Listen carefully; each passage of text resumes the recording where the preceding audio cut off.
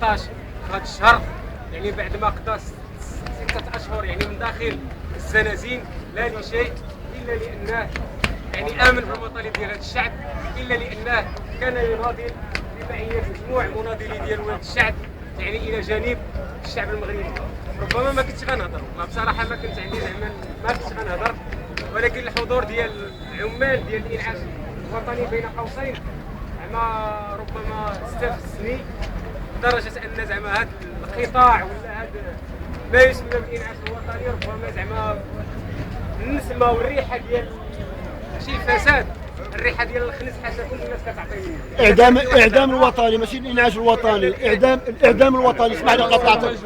يعني بالنسبه انه يكون كولونيل على راس يعني صندوق مدني زعما ما تخلاتليش الدماغ من قبيلتي وانا كندورها بدماغي، ما بغاتش تدخل لي كولونيل على راس صندوق يعني مدني، واللغه اللي كيهضر بها مع هذاك الوالد ديالي خدم ولا سير، ديك العباره اللي قال لي ما قدرتش نقولها زعما ما فهمتش. وسيرتو هاد الناس هادو كنشوفوهم فوقاش ملي كيكون جاي كنشوفوهم كيخدموا بالليل وكيخدموا بالنهار وكيشطبوا وكيقادوا باش تبان الدنيا زوينه. المغرب زوين، هو جاي لهنا ضرب واحد اليومين ويجيو تشوفوا هاد الجهه تلقاوها ولكن الايامات العاديه رحنا عارفين الواقع ديالنا كي داير. يعني قلت هاد الصندوق ولا هاد يعني الجهاز شنو هو؟ شي مرات كنت كنقرا في شي بلاصه واكتشفت شي حوايج زعما كيخلعوا. شي هاد البركازه اللي كيكونوا دايرين بينا حنايا كيقيدوا داكشي اللي كنقولوا وحاضيننا ملي كنمشيو للاحياء الشعبيه وكذا، راه كيتخلصوا من هادشي هذا، من الانعاش الوطني بين قوسين. هاد المخبرين وهاد الناس اللي كيوصلوا الهضره وهادشي راه كلشي كيتخلص من هاد الصندوق هذا. هذا راه هو البواط النوار ديال هاد البلاد. جالسين في الديور ديالهم وكيتخرجوا. السيد كيخدم 8 السوايع كيعطيو له 75 درهم، وواحد راه جالس شاد ورقه وستيلو وجالس كيتصنت على جوج جالسين في القهوه كيهضروا، راه كيتخلص حتى هو من هذا الصندوق هذا. غير الفرق بين هذا مسكين كيبات كيعرق فيها والاخر داير الثقافه تاع السامع غيطلقوا ديالاتو كيتصنت ماشي 75 6300. يعني قلت هذا الصندوق اصلا يعني ربما الشروط اللي تنتج فيها ولا الهدف اللي تنتج علاش دار هي اللي دعم مثلا الاسر الفقيره والمعوزه.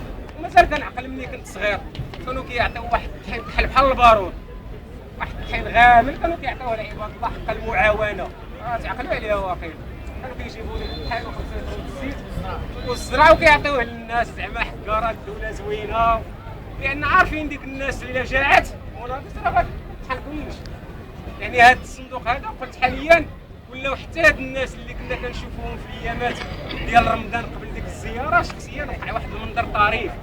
واحد الوقيته كنا جالسين في رمضان برا كنفطروا في الزنقه مع المغرب، جا السيد كنقولوا له اجي تفطر معنا ما قادش، كيقول لك غادي يدوز الوقاف غيجري عليا اجي غير تحت قرب. لا خويا يدير لي في الخبز وعطيني. واش على مستوى ديال الدوله؟ علاش؟ لان خايف من الوقاف يدوز وصاحبه حداه بعيدين 5 متر كيقول له غير يلوح لي معاك في نصف البلاغ ما نقدرش نجي. يعني قلت ربما هاد الناس هادو زعما يستاهلوا كل التحيه، لانهم ربما خرجوا واحد الروينه، خرجوا واحد الواقع اللي ما كان كيهضر عليه حتى شي واحد. حنا في 20 فبراير ربما تعدد الجبهات وتعدد المشاكل، ربما ما عمرنا ترنا المشكل ديال الانعاش الوطني، رغم اننا كنا كنشوفوهم في الكاميونات بحال الكسيبه السميح بين قوسين جامعين 60 ديال البنادم مدينه طلع شطب نقي باش تبان البلد. اعتقد يعني هاد العمال هادو ربما كانت عندهم من الجرأه اللي ما كانتش عند مناضلين وعند ناس ربما كيقولوا انهم كيتبناو المطالب ديال الشعب وخرجوا للواجهه وكيقولوا حتى هما كيقول لك اللي هاليه. يعني بالنسبه لهم ما بقاش فيهم انهم يجراو عليهم، ولكن راهم كاين ناس هنا اللي ساوموهم قالوا اجي صاحبي غير المهم تخلص وسير في حالك كاع ما تجيش. تا خايف من السماء قال لنا اللي الدرك يمشي برا من اليوم حتى الغدا تا الشهر. وكاين الناس اللي داوهم الدائره كاع البيرو وجلسوا قال له صاحبي شحال مالك اصاحبي بغيتي خدمه نكبر عليك في خدمه صافي هنينا. يعني في هذه البلاد ولات اي حاجه قابله للشراء، حتى المبادئ ديال المناضل ولا حتى الانسان اللي كان كيدافع على شي قضيه ولا على شي مطلب دائما ديك القضيه ديال الهضره على راسك، ديك التربيه ديال شحال هادي سبح الميم مرتاح ما تمشي كعيران ما يعضوك فيران، هضر على راسك. يعني هاد الناس دابا اللي خرجوا هذا الملف ماشي يبقى فيهم انهم طردوا، راه تعرضات عليهم صفقات وتعرضات عليهم اغراءات وتعرضات عليهم بزاف د الحوايج، ولكن ربما هو ديك الاحساس ديك الظلم والحقره هو اللي خلى هاد الناس انهم يخرجوا ويتواجدوا معنا هنايا ويهضروا ويعبروا وخذوا اشكال نضاليه. راهم مشاو اعتصموا حدا الولايه وجاو بغاو يفرعوهم، عطاونا التنظيم نستري الصندوق، ما بغيناش على خوتنا. حنا نظام واحد، دفيقه وحده بحالي بحال خويا. يعني ربما ما قليت بصراحه زعما ما يعني الناس ربما شوفوا غير الحاله ديالهم وشو الوعي اللي كاين اصاحبي.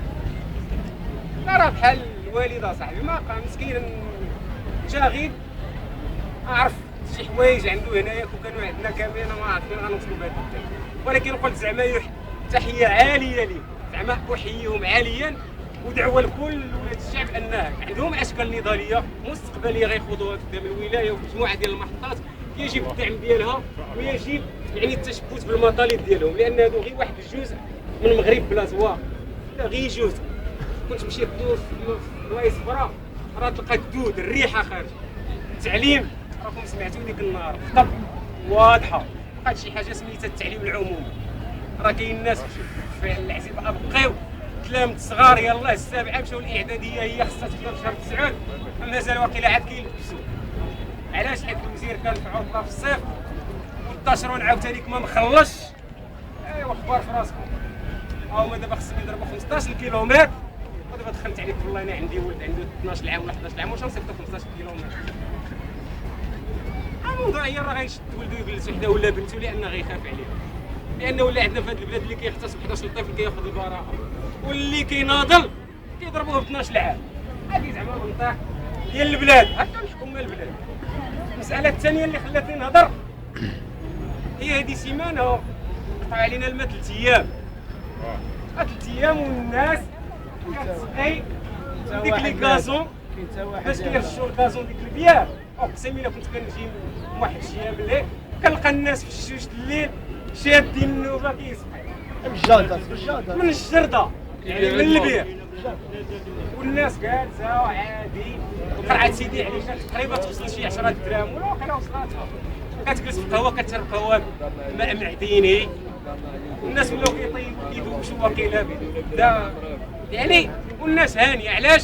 حيت امانديس عندها واحد القادوس ديال 1200 حجر النحل طرطق، حيت واحد الطاشرون كان كيحفر تما وما عارفش الريزو ديال القادوس وضرب البوكلان وهو يطرطق ديك الشيء والناس جالسه عادي.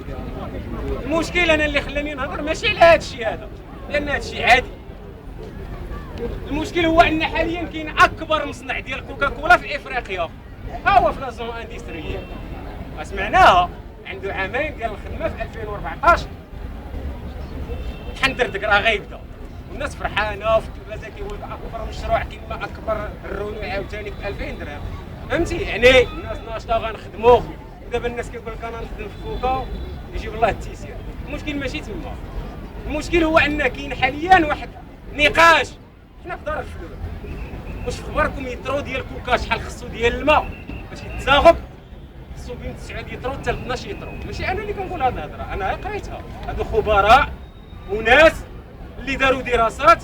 يطرو كوكا خصو 9 حتى 12 يطرو باش يتزاغب. هذا المصنع غيبقى كيصنع سنويا 100 مليون يطرو ديال كوكا، اي 900 مليون حتى المليار و200 مليون ديال الماء اللي غيبقى يستهلك.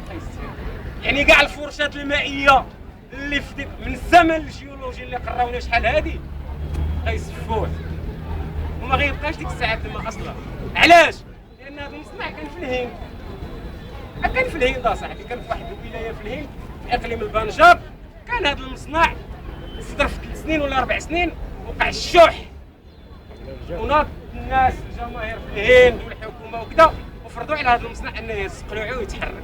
ولكن بما ان المغرب بلد تسامح واحسن بلد في العالم وكيجي بنادم كيعطيوه ديرك داش بدرهم رمزي و5 سنين ما تخلصش الضرائب وكحل الراس فابور هنايا ب 1800 2000 درهم حتى الغرض، هو في لازون فرنسا. يعني قلت ربما هذه الاشياء ولا هذه الوقائع يعني ماشي كتضحك، راهي كتبكي في الصراحه زعما. وفون راه بنادم كيقولها. هو واحد النقطه اخرى شار ليها المتدخل هي صندوق التقاعد.